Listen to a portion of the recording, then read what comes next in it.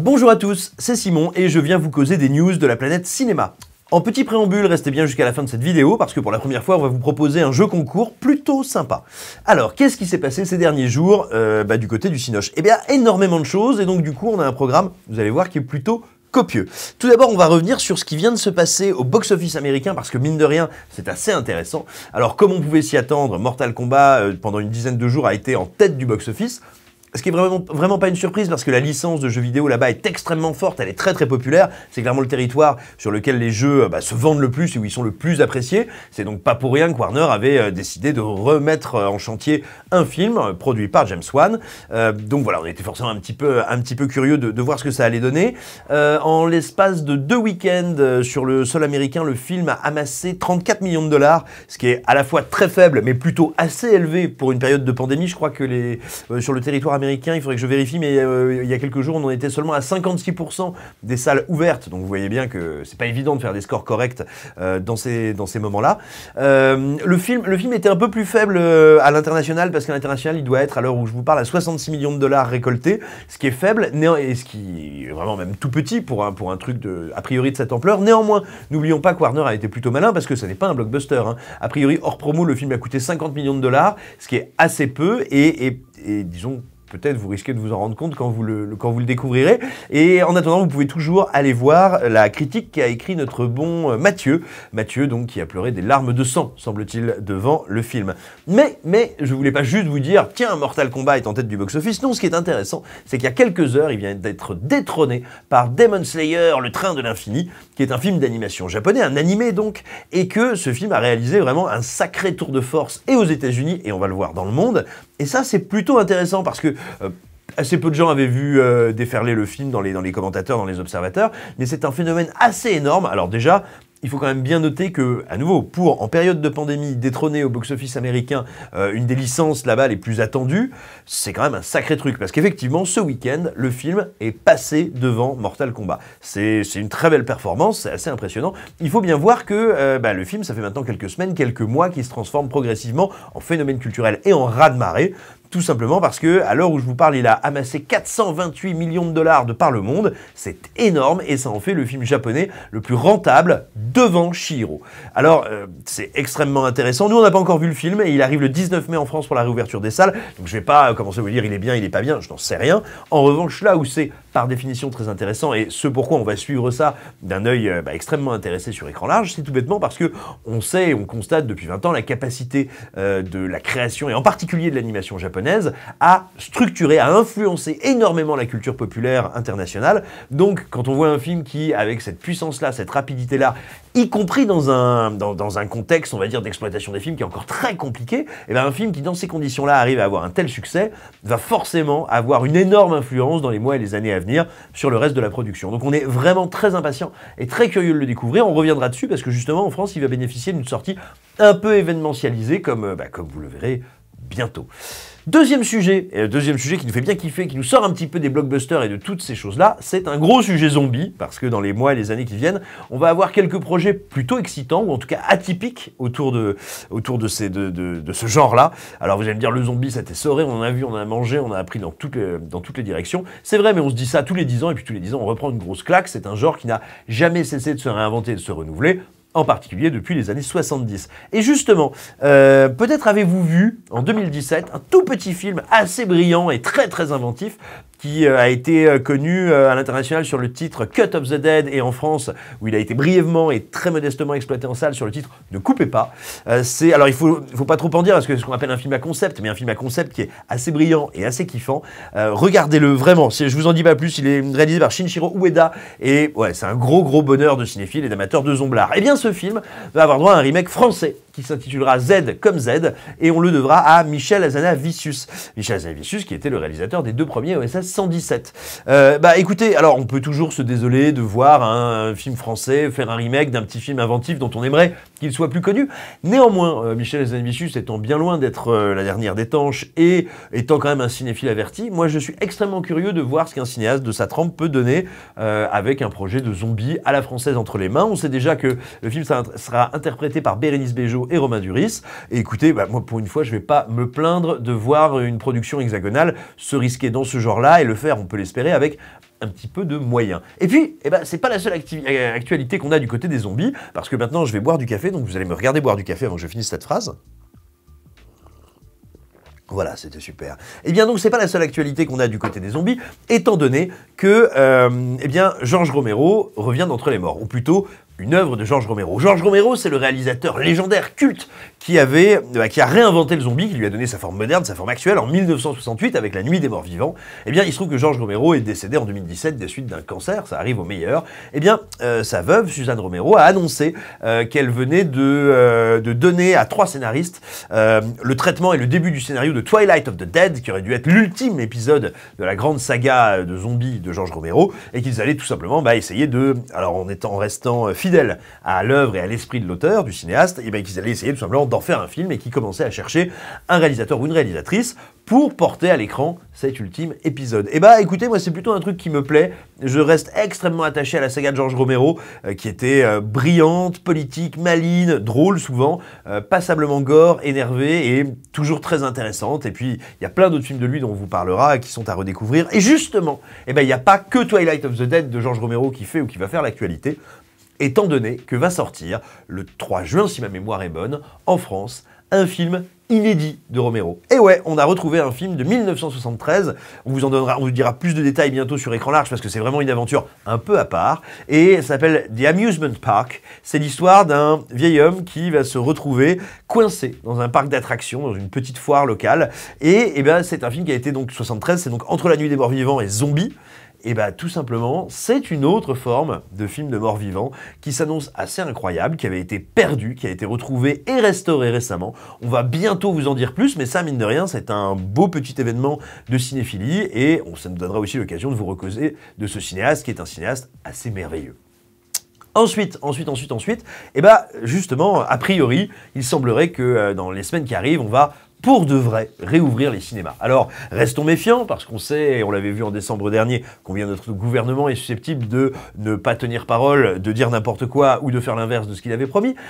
Donc restons zen, mais partons du principe qu'il va bien y avoir cette réouverture des salles, et bien tout simplement, comme vous avez dû le voir, l'entendre, le lire un peu partout, il y aura effectivement embouteillage, parce qu'il y a énormément de films qui attendent sur les étagères des distributeurs, qui ont besoin de sortir, et puis des cinémas qui, eux, ont besoin d'avoir des salles pleines, certainement pas, vu qu'il y aura une jauge de 35%, mais d'avoir une offre variée, importante, pour pouvoir exciter les gens et faire venir le plus de gens possible. Alors du coup, on voulait vous proposer une petite sélection de les trucs qui arrivent. Et qu'est-ce que c'est les trucs qui arrivent? Écoutez, d'abord, il y a les films qui vont ressortir parce qu'ils avaient été fauchés, parce qu'ils ont littéralement été ratiboisés au moment où les salles ont fermé le 15 décembre dernier. Dans ceux-là, il y a 2 films emblématiques qu'on a bien envie de vous conseiller. D'un côté, il y a Drunk, le film de Thomas Winterberg sur une bande de profs quinquagénaires qui essayent de découvrir si la vie est plus sympa quand on est bourré. Spoiler, oui. Et donc, on vous le recommande. Il a eu l'Oscar du meilleur film étranger, le César du meilleur film étranger, quantité de prix. Voilà, bon, c'est un film très réussi, très intéressant. Dedans, il y a Mads Mikkelsen et il y a au moins une séquence qui devrait vous rester dans les mémoires. Et puis on avait aussi envie de vous parler de ADN de Maïwenn. Alors moi je suis pas un fervent défenseur de Maïwenn, mais je sais qu'il y en a parmi vous qui aiment beaucoup son cinéma. On avait un peu envie de vous en parler parce qu'il est sorti véritablement juste avant la fermeture des salles et il fait partie de ces films dont les distributeurs ont eu le courage de jouer le jeu et jusqu'au bout d'essayer de jouer le jeu du cinéma et qui se sont pris un gros retour de flamme. Et il se trouve que c'est un film dans lequel la direction d'acteurs et d'actrices notamment est absolument sidérant. Il y a de très belles performances des comédiennes et des comédiens. Donc si vous avez envie d'un film qui joue sur cette corde-là, écoutez, allez-y, vous aurez sûrement de très belles surprises. Fanny Ardant est remarquable dans le film, mais elle n'est pas la seule, il y a tout un casting qui donne de très belles choses. Et puis, il va évidemment y avoir des nouveautés. Alors au rang des nouveautés, on a plutôt des nouveautés françaises de très grande qualité. Je pense notamment à Slalom, qui est le premier film de Charlène Flavier. Alors je vais passer très vite sur le sujet, parce que quand vous allez m'entendre, vous allez me dire « Ah mon Dieu, ça va être un drame horrible !» C'est tout simplement la relation compliquée, tendue, perverse, entre une jeune skieuse et son entraîneur.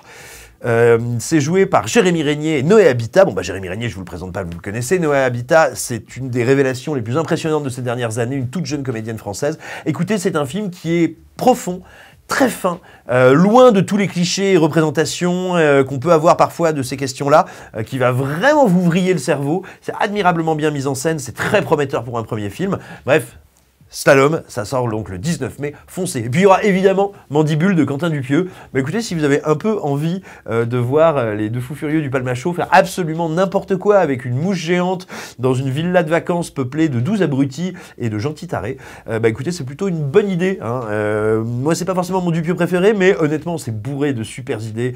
Il n'y a pas de S à super, c'est une liaison mal à propos.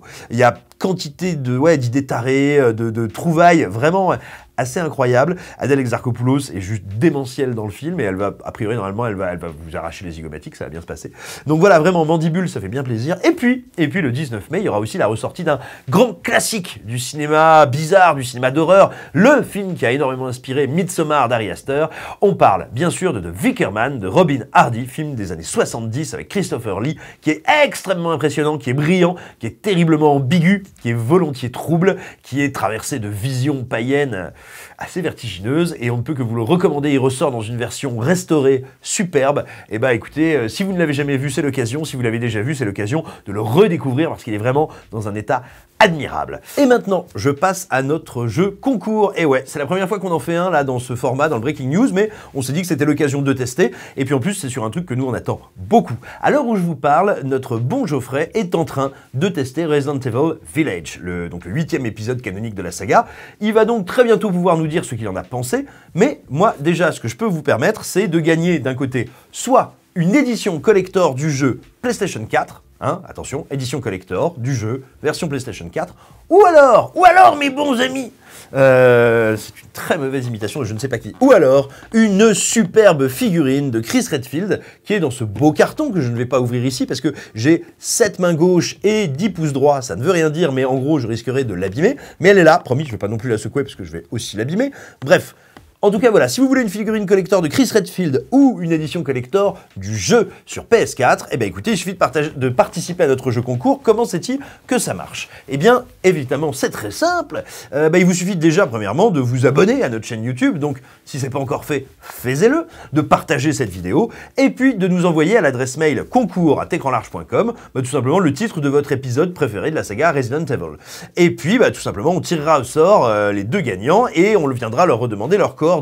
Voilà, donc je répète, si vous voulez soit le jeu en édition collector sur PS4, soit une magnifique figurine collector de Chris Redfield, qui doit sûrement coûter des milliards d'euros, eh bien vous envoyez, vous vous abonnez à cette chaîne YouTube, vous partagez cette vidéo, et puis vous envoyez concours@ecranlarge.com, et tout simplement votre épisode favori de la saga. Voilà, écoutez, après sinon d'habitude on fait des recos en fin de vidéo, il se trouve que moi j'avais pas envie d'en faire, donc par la grâce d'un effet de montage extrêmement sophistiqué et coûteux, je vais me transformer en Arnold.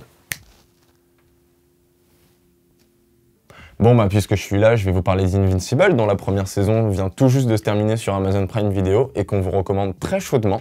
Alors Invincible, avant d'être une série, c'est d'abord un comics qui est sorti en 2003 et qui est écrit par Robert Kirkman et dessiné par Cory Walker et Ryan Otley et qui suit Mark, qui n'est pas un lycéen exactement comme les autres, puisque c'est le fils du super-héros le plus puissant du monde, Omni-Man, qui pourrait être vu en fait comme une espèce de version moustachue de Superman.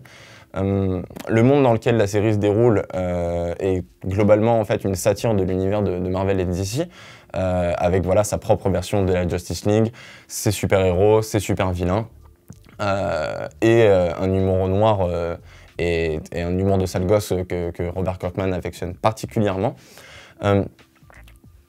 Là où la série en fait est très réussie, c'est qu'elle a réussi à récupérer tout l'esprit et tout le charme des comics, aussi bien dans cette esthétique pop colorée, typique en fait de ce qu'on retrouvait dans les comics de l'âge d'argent, et surtout on retrouve en fait ce qui faisait véritablement l'esprit et le charme des comics, à savoir ce contraste entre cette esthétique et cette ambiance très légère, et d'un côté les gerbes de sang et la violence graphique qu'on nous présentait en fait dans les combats et même dans les pages du comics.